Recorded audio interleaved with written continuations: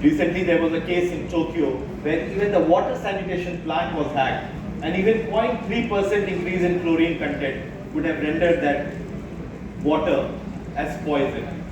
So these are the threats to national security that are on the rise and could lead to the new concept called cyber terrorism. So apart from online financial frauds, social media attacks, banking frauds, the bigger threat is cyber terrorism, which is looming large.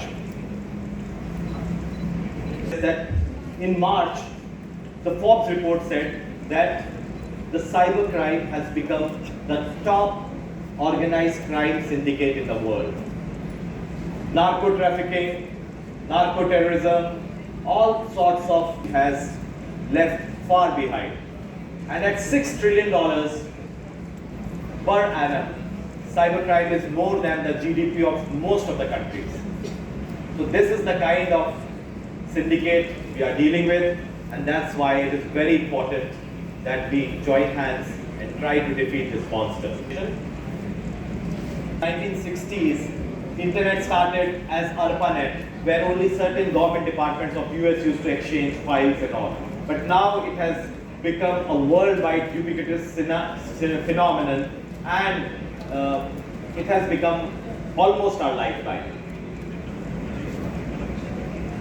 So few of the very important cases that either we have detected or we show as case study of various facets of cybercrime, I would just briefly go through them.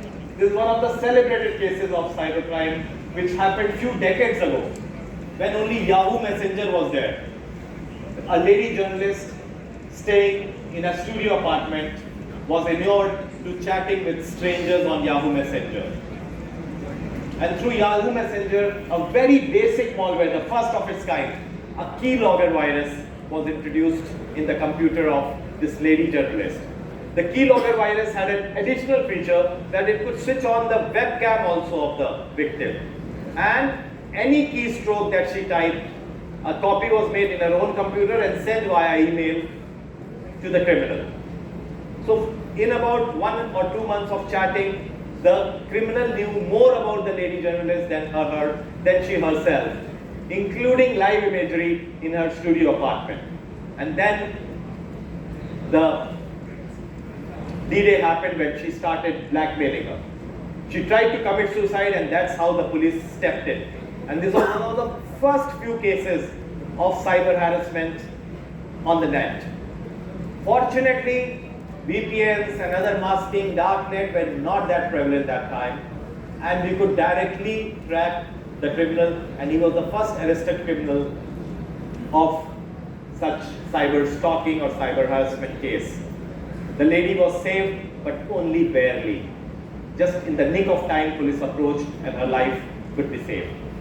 And biggest thing is that it is a threat to national security as well, because our data, government systems, government critical infrastructure are also coming under attack.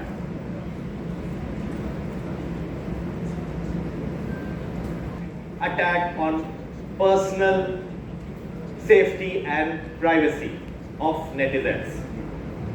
Now, Pegasus was a malware developed by a company called NSO in Israel, supposed to be sold to governments, but many people claim that it was procured by non-state actors as well. Now, the difference between Pegasus and any other malware which invades privacy is that it's a zero-click software. If you want a one-click software to invade privacy of any person, it is available free of cost either on darknet or some other forum. Free of cost. But if you make it zero-click instead of one-click, one license of Pegasus costs around 7 crore rupees. So if one has to invade the privacy without a click, automatically it installs into the system of the victim. That's the beauty of Pegasus. But if you have to click on a suspicious link and then a virus or a malware gets installed into the system of a victim, it is practically available free of cost.